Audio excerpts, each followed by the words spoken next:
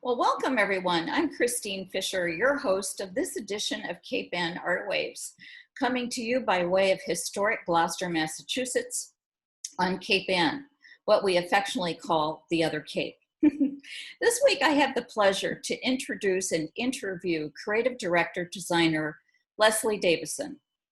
Lesley is the brainchild behind Mosaic Gloucester, which is an extraordinary community art project that celebrates the rich heritage of Gloucester. Just to set the stage, especially for folks who don't know, Mosaic Gloucester consists right now of 4 fish-shaped, beautiful mosaic panels that are mounted on the exterior wall belonging to Americold Corporation's wall, located at 69 Rogers Street.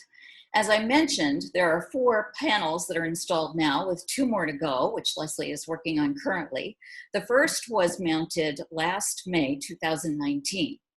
I love how these panels catch the light as I drive by. They really convey the spirit and imagery that is so unique to Gloucester. Lesley has deep affection for the quirky culture that makes Gloucester so special. She was raised in Cambridge, Massachusetts, summered here in Gloucester, and now calls Gloucester her permanent home. She is on the board of the Society for the Encouragement of the Arts. She's also a mixed media artist in her own right. So welcome, Lesley. It's wonderful to have you. Thanks for having me. It's great to be here. Yeah. Wherever we are. I would like to start, as I always like to when I'm interviewing an artist, I like to set the stage in terms of your early beginnings. And I'm just going to tick off a few mentions, and then we're going to peel back the onion a little bit. So we know that you went to Mass Art. Mm-hmm. We know that you taught art to kids mm-hmm. for a long time. Mm-hmm. We know that you were very involved with the West Palm Beach Community Arts Center. Mm-hmm. But early as a young kid, you had an extraordinary experience overseas. And I'd like you to explain that and talk about how that really has helped to foster your idea for Mosaic Gloucester. Well, when I was in 3rd grade, we went and lived in Rome for a year. So we lived right in the center of Rome with ruins across the street. And that was when I learned, the different kinds of columns, and I learned about mosaic. That was the first time that entered my mind. Yeah, that must have been just amazing. So let's talk about some of your inspirations that have helped you shape this idea for Mosaic Gloucester. Mm-hmm. So I lived in West Palm Beach for 15 years. And while I was there, I was working with kids at the Armory Art Center, this community art center. And we got a grant to do a big wall project, and went to a couple of colleagues and I went to Philadelphia to do a workshop with Isaiah Zagar, who is a kind of an outsider artist in Philadelphia. If you've ever been on South Street, he's everywhere. He has covered everything with mosaic murals, and there's a place called the Magic Gardens, which is even more, I don't even know what you'd call it. It's 3-dimensional mosaic and other things. So that was very formative. He's not a traditional mosaic artist, but a little out there. So I'm not as out there as Isaiah, but that sort of started me thinking in certain ways. Yeah. Well, you worked with him on the Wall Together project? The Wall Together project. He was. I worked with him before the Wall Together project. Oh, okay. So the Wall Together project was in West Palm after spending some time with him. Okay. Mm-hmm. Well, his work is extraordinary. I've looked him up online, and I was just so impressed and bedazzled. So I can understand easily how you. Bedazzled is a good word. So let's talk about why Mosaic Gloucester and why Gloucester. Well, Gloucester's my home, and when I moved back here from Florida, so I'd come up, even when I lived in Florida, I came to Gloucester every summer because I was a teacher and could, and why wouldn't you? Right.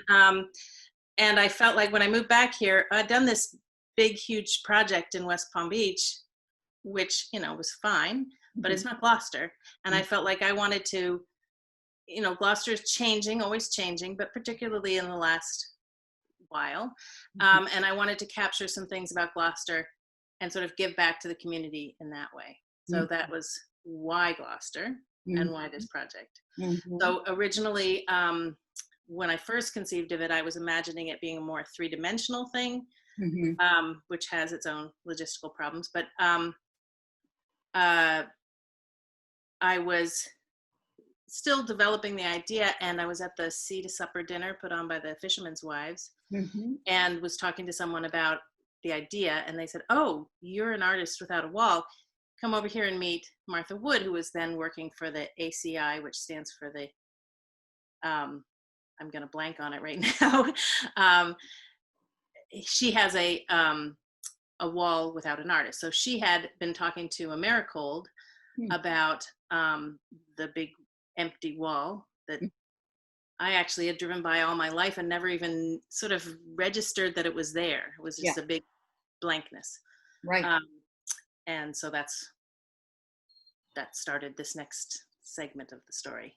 Well, we've all taken that wall for granted for a good long time. And I think that's what makes your project, you know, such a gift, honestly, because it's just beautiful the way that those panels have been mounted. So let's talk a bit about your process.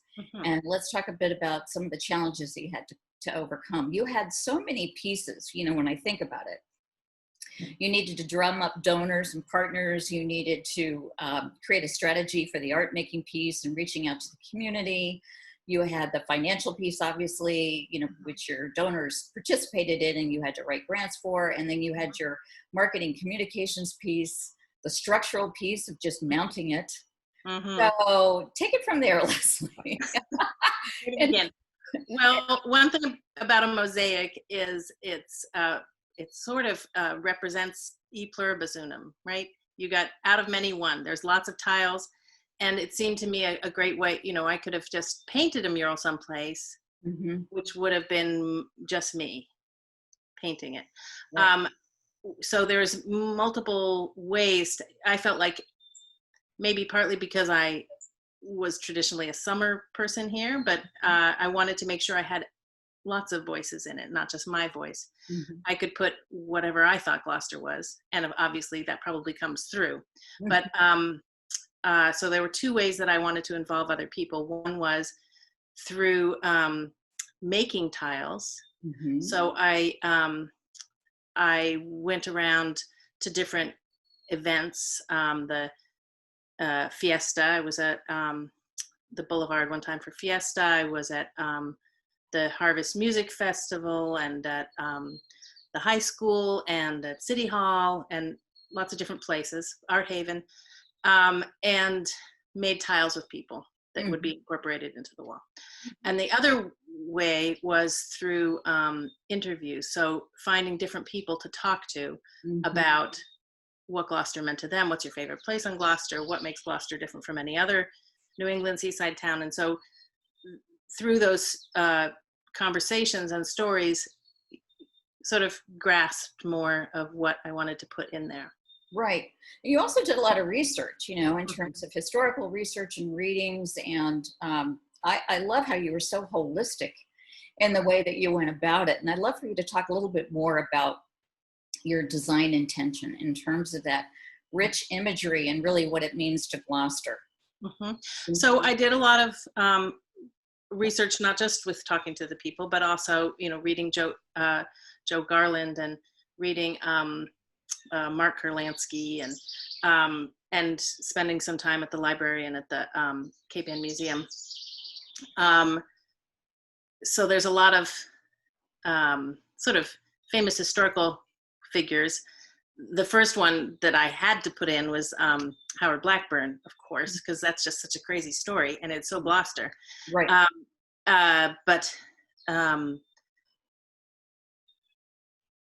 So reading all that informed me as well and sort of gave me a little bit of a place to stand.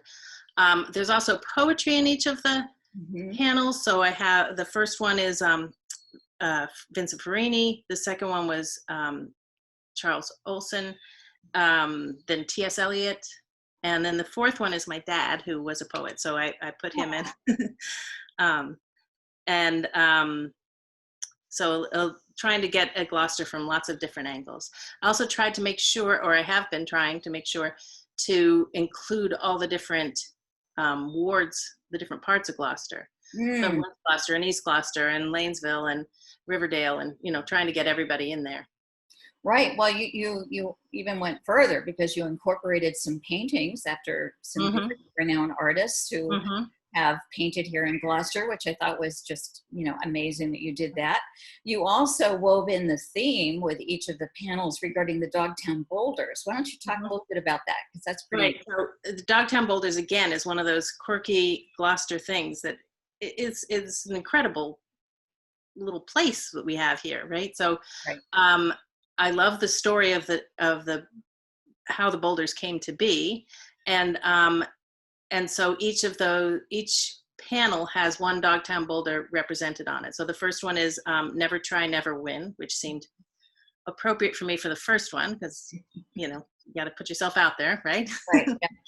Yeah. The second one is Use Your Head. So Gloucester has a great history of innovation. That seemed like a good thing to put in there. Help Mother. So help mother in my, I'm a mother, so of course I like that one. But I sort of interpreted that as about the earth, Mother Earth. And then the last one is, the most recent one is Courage. The next one is Kindness. And the one after that is Spiritual Power. Wow. So it was hard to choose. There's so many good ones. I know. I mean, that has to be one of the challenges, which is my segue. I want to learn more about the challenges that you faced doing this project and how you overcame them. And one that comes to mind for me, which is what made me think of this, is like, how do you pare down this very rich and diverse history that is so unique to Gloucester? So anyway, on that note, let's bring it back to you. And I'd love to hear more about what you perceive as your challenges and how you overcame them. Well, the first biggest challenge, so I didn't have a challenge in finding material because there's so much. So it's more sort of choosing material. That's the challenge. But the biggest challenge was how to get the actual work up on the wall.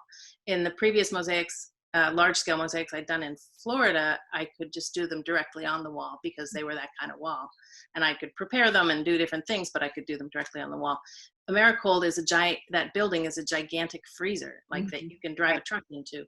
And so the wall kind of sweats. You've, I'm sure, noticed that it is mossy and a little bit, it's always damp. So you couldn't stick tiles to it. They would come right off. So I had to figure out how to do that.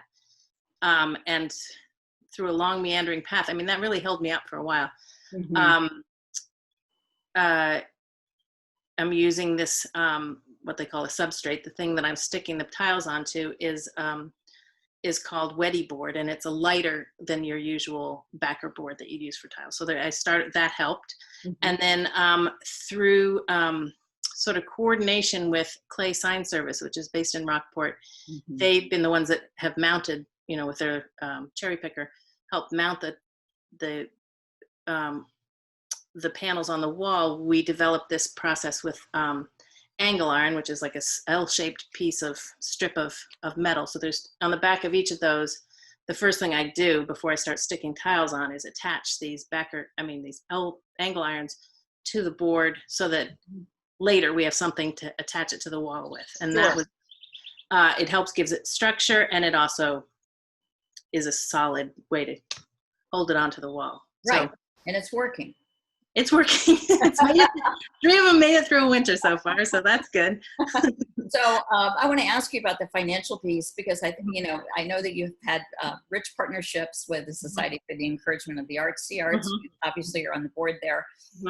You've had all kinds of support from Mass Development. So it started with ACI, which stands for the Arts and Culture Initiative. That finally came to my brain. Okay. Arts and Culture Initiative. And we originally were going to do a NEA grant with a bunch of different partners, and Mosaic Gloucester was just a part of it. But that proved to be too complex and involved a great deal of matching funds, and it was complicated. So we didn't do that. And through, like you said, Mass Development, there's an organization called Patronicity, which is basically a GoFundMe for public. Sure. Yeah. So that was great. We were able to double the amount of money we could raise through that. So that was really helpful. And it's probably my least favorite thing to do is raise money. So probably a lot of people, but yeah, for most of us, I think. yeah.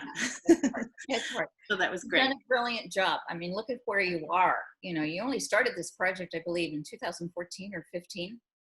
That's when the idea started. Yeah, that's when I Yeah. moved back to So, Florida. I mean, think about it. Mhm. It's amazing the momentum that you've had. So let's talk a little bit about what you've learned along the way, Lesley, and what you think the impact of the project is on the community. Mhm. Well, I've learned a lot of things along the way, which is that everybody has an opinion. I guess I knew that before, but you know, you learn it fast. Um, and um, um, you know, I was an art teacher. I guess once an art teacher, always an art teacher. So I know that kids are a little easier to work with than adults sometimes, unless someone is a self-proclaimed artist. Sometimes adults are very reluctant to put themselves out there and do stuff. But Yeah. so that's been sort of interesting. I mean, I've learned a lot about Gloucester, just Oh, I bet. all kinds of things. So you had asked me earlier about how to choose what to put in. And so some things are easier to represent in visuals, let alone clay, let alone on top of a fish on top of a wall. But so one of the things I found really charming was the nickname. So that's in it's in Use Your Head, which is the second panel, and that was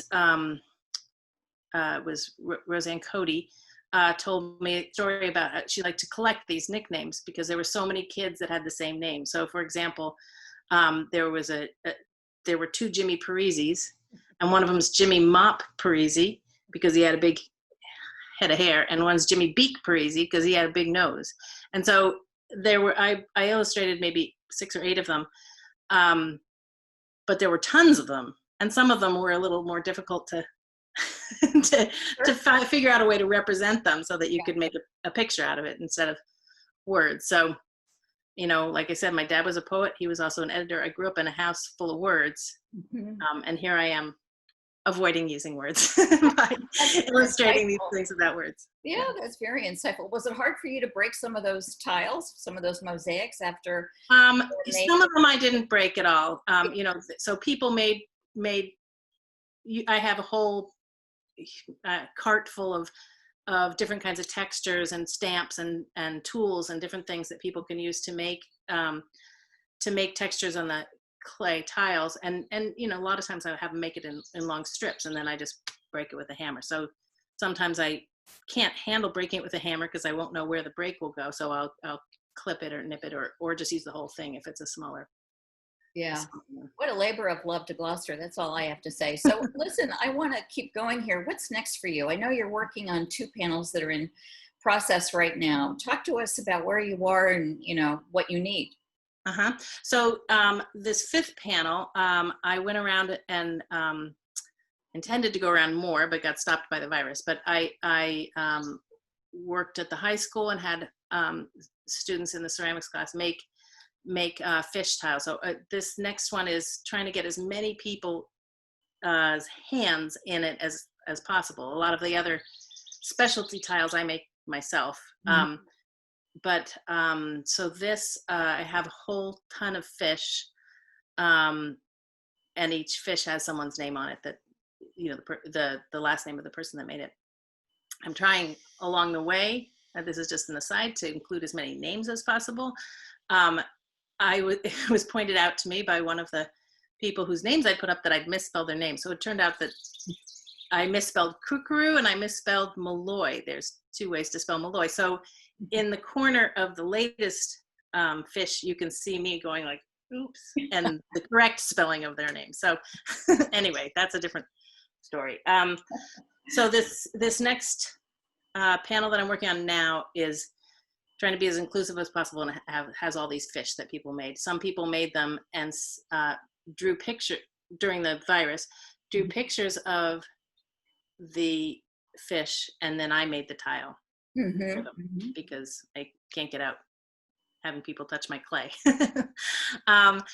And then the final one, I'm sort of sitting on it a little bit. I have some things that I know I want to put on there. I want to put the Mother of Grace Club, for example. And I haven't gotten to that yet. There, and I'm sure there's more. So what I would love for people is if they, you know, you can go to the website and get to me through the website, which is mosaicgloucester.com. You can go to me on Facebook, which is Mosaic Gloucester on Facebook, and email me at mosaicgloucester@gmail, and just tell me what you think I've missed.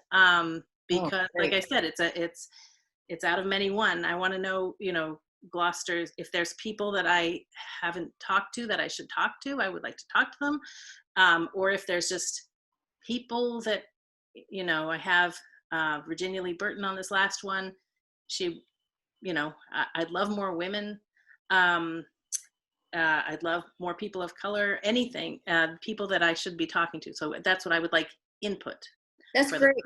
Well, that's a very direct ask. Thank you. Thank you for being so clear. Lesley, it's been such a pleasure to talk to you.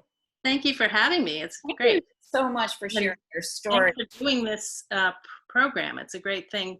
Oh, To Gloucester, I think. Oh, you're so welcome. I'm just so impressed with all that you're doing. And to think that you're almost a band of one is just remarkable to me, honestly. I have helpers, but yes. Well, thank you. Yes, thank you. Okay. We've been talking to Lesley Davison. I want to thank all of our listeners for watching today. This program can be viewed on 1623 Studios social media platforms, to include Facebook, YouTube, Instagram, and Channel 12. I'm Kristine Fisher, your host today. Thanks so much for watching. Look forward to talking to you next time. Thank you. Thank you.